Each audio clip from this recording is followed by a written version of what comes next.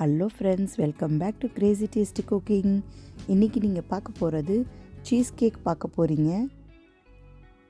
யம்மியான cheesecake. இது யார் செஞ்சாலும் சூப்பராக வருங்க.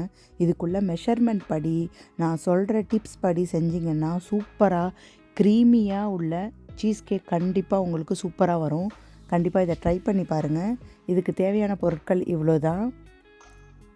இதில் உள்ள பிஸ்கெட் இது தான் நீங்கள் எடுக்கணும்னு தேவையில்லை. என்ன பிஸ்கெட் எடுத்துக்கிட்டாலும் ஓகே தான். அந்த பிஸ்கெட்டை ஃபஸ்ட்டு நான் மிக்சியில் பொடி பண்ணேன். அது ரொம்பவே தூளாயிடுச்சு. அதனால் மிக்சியில் பொடி பண்ணாமல் கையால் நான் இப்படி ஒரு டம்ளர் வச்சு நசுக்கிறேன் பாருங்கள். அதே மாதிரி நீங்கள் நசுக்கிக்கிட்டு கையால் நல்லா கொரண்டு நசுக்குனாலே போதுமானது. அது ரொம்ப நைஸாக ஆக தேவையில்லை.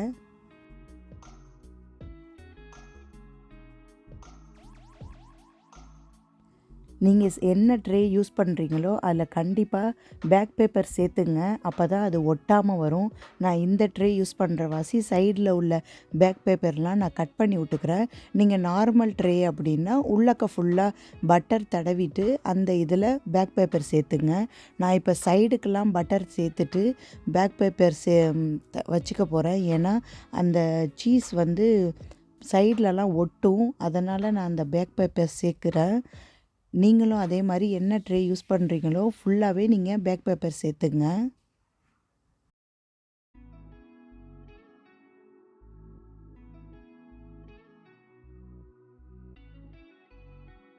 உள்ளக்க ஃபுல்லாக பேக் பேப்பர் சேர்க்க போகிறோம். சைடில் வெளியில் ஃபுல்லாகவே நான் ஆலுஃபோலியோ சேர்த்துருக்குறேன். ஏன்னா இதை தண்ணியில் தான் நம்ம ஓவனில் பேக் பண்ண போகிறோம். அதனால் ஃபுல்லாக சைடில் வெளியில் ஃபுல்லாக ஆலுஃபோலியோ. இந்த பிஸ்கெட் பொடி பண்ணி வச்சுருக்கோம்ல, அதில் நான் பட்டர் சேர்த்து நல்லா மிக்ஸ் பண்ணிக்கிறேன். மிக்ஸ் பண்ணிவிட்டு அதுக்கு பிறகு ட்ரே உள்ளக்க நல்லா ஃபஸ்ட்டு கீழே பேஸ்மெண்ட் கொடுத்துங்க. நல்லா அது ஆர்டன்ட்லிஷாக இருக்கிற மாதிரி பேஸ்மெண்ட் கொடுத்துங்க. ஒரே சமமாக இருக்கணும் அது. இது நல்லா இப்போ செட் ஆகிடுச்சு. அது செட்டு நடுவில் சைடில் வச்சுட்டு அதுக்கிடையில் சீஸ் கேக்குக்குள்ளே எல்லாம் நம்ம செய்ய ஆரம்பிச்சிடலாம். காட்டேஜ் சீஸ் போட்டிருக்கிறேன், வைப்பிங் க்ரீம் போட்டிருக்கிறேன், சுகர் போட்டிருக்கிறேன். வெண்ணிலா எசன்ஸுக்கு பதில் நான் வெண்ணிலா சுகர் போட்டிருக்கிறேன். நீங்கள் எசன்ஸ் இருந்தால் எசன்ஸ் ஊற்றிக்கலாம். அப்படி இல்லாக்கட்டி வெண்ணிலா சுகர் போட்டுங்க. முட்டை சேர்த்துருக்குறேன். எல்லாமே சேர்த்துட்டு கார்ன்ஃப்ளவரும் சேர்த்துட்டு அந்த மிஷினில் அடிச்சுக்கிறேன். சப்போஸ் உங்களுக்கு மிஷின் அடிக்கிறது இல்லை அப்படின்னு சொன்னால் நீங்கள் கையால் உள்ள பீட்டராலேயே நல்லா பீட் பண்ணுங்கள். நல்லா அந்த க்ரீமிக்காக வர வரைக்கும் நல்லாவே கையில் பீட் பண்ணிங்க. இந்த மாதிரி மிஷின் வச்சு செஞ்சிங்கன்னா கேக்குக்கு எல்லாத்துக்குமே சூப்பராக வரும். இது கண்டிப்பாக சூப்பரான ஹெல்ப் உள்ள மிஷின் இது.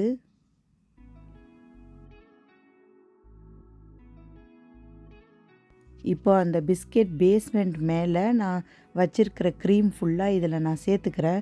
அவ்வளோதாங்க, சீஸ் கேக்குக்குள்ளே சாமான் எல்லாம் முடிஞ்சிருச்சு. அவ்வளோதான், வேறு ஒன்றுமே கிடையாது. மேலாக்க அந்த ஃப்ளேவருக்காக நான் லெமனோட தோலை சீவி போடுறேன். அந்த மாவுலையும் நான் ஹாஃப் லெமன் புழிஞ்சி அதில் நான் சேர்த்துருக்குறேன். நான் மேலாக்க நீங்கள் இந்த தோல் போட்டிங்கன்னா அதில் ஃப்ளேவர் சீஸ் கேக் சாப்பிடும்போது சூப்பரான ஒரு ஃப்ளேவர் வரும், லெமன் ஃப்ளேவர் வரும். கண்டிப்பாக இது சீஸ் கேக்குக்கு ரொம்பவே முக்கியமானது உள்ளது. ஃபஸ்ட்டு இதெல்லாம் போட்டுட்டு ஓவனில் ஃபஸ்ட்டு 180 டிகிரியில் 10 மினிட்ஸ் மட்டுமே நீங்கள் பேக் பண்ணணும். ஃபஸ்ட்டு 180 டிகிரியில் 10 மினிட்ஸ் மட்டும் பேக் பண்ணுங்கள். அதுக்கு பிறகு 160ல் 50 மினிட்ஸ் பேக் பண்ணணும். அவ்வளோதான், நம்மளோட சீஸ் கேக் ரெடி ஆகிடுச்சு. அது ரெடி ஆகின பிறகு 1 ஹவர் அந்த ஓவன்லேயே வைங்க. வெளியே எடுக்கக்கூடாது. வெளியே எடுக்காமல் அந்த 1 ஹவர் பேக் ஓவன்லேயே வச்சுட்டு அது கூல் ஆகட்டும் 1 ஹவரு. அதுக்கடையில் அதுக்கு மேலே போடுறதுக்குள்ளது நான் செய்கிறேன். நான் இது தான் செய்யணுன்ட்டுலாம் கிடையாதுங்க. நீங்கள் மேலே கிர்ஷ் இருந்துச்சுன்னா கிர்ஷ் போடலாம்.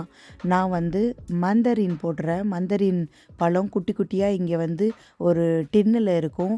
அது கிடைக்காதவங்க நீங்கள் ஃப்ரெஷ் மந்தரினும் போடலாம். நான் டின்னில் உள்ள மந்தரின் போட்டிருக்கிறேன். அது போட்டு மேலே ஆலுகுசன் இங்கே விற்கும். அதில் கொடுத்துருக்கிறபடி அதுக்கு தகுந்த தண்ணி அதெல்லாம் போட்டு கலக்கணும். ஊற்றணும். அது உங்களுக்கு கிடைக்கல அப்படின்னு சொல்லிட்டு சொன்னீங்கன்னா, நீங்கள் வந்து ஜெல்லி பேக்கெட் இருந்துச்சுன்னா, ஜெல்லி மேலே கரைச்சி ஊற்றலாம். எது வேணுமோ உங்களோட சாய்ஸ் தான்.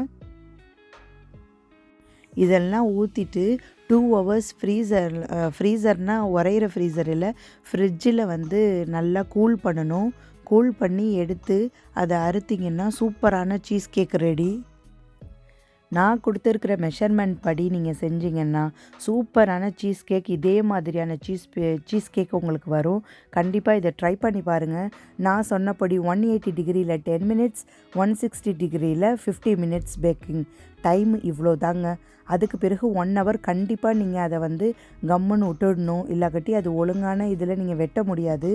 இப்போ பாருங்கள், சூப்பரான சீஸ் கேக் எப்படி நான் வெட்டுறேன் பாருங்கள். செமையாக இருக்கும். டேஸ்ட்டு உண்மையிலே சூப்பராக இருக்கும். கண்டிப்பாக இதை ட்ரை பண்ணி பாருங்கள்.